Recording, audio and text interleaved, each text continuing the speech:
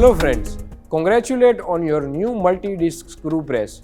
Today we are going to show you about installation of your screw press. Before installation of your process piping, you will need to place your screw press at a G+1 level. By placing it on G+1 level, you will have the ease of collection of sludge on the ground level and you will have the first floor level for your screw press maintenance and utility. The second method, if you don't have a G+1 facility, the screw press can be placed on the ground level and sludge bags can be connected directly to the hopper shown here.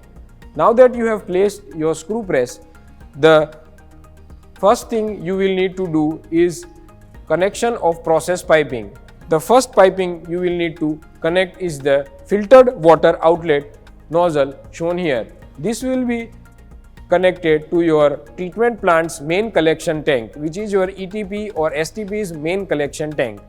This will return the sludge filtrate to your collection tank. The second connection which you will need to do is the sludge feed inlet connection. This will feed your screw press with the sludge.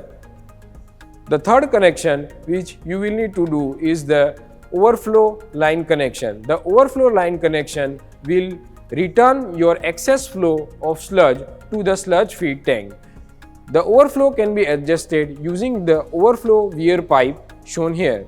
The third connection is the flocculator drain connection. The flocculator drain connection shown here can be directly connected to the sludge feed tank or it can also be connected to the feed pipe returning from the overflow pipe to the sludge feed tank. The fifth connection which you will need to do is the dosing pump connection, which will feed the system with the required polyelectrolyte. The final connection which you will need to do is the service water connection of your multi-disc screw press. This water will be used for cleaning of multi-disc screw press in auto as well as manual mode. So friends, we did 6 important process piping connection to your multi-disc screw press. The first connection was the filtered water outlet connection, which was connected to your treatment plant collection tank, which is your ETP or STP's main collection tank. The second was the sludge feed connection, which fed the sludge to your system.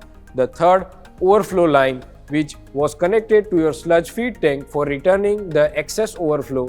The fourth was the flocculator drain tank connection. The fifth, polyelectrolyte dosing connection, and the sixth was the service water connection, which supplied your screw press with fresh water for periodic cleaning. Thank you.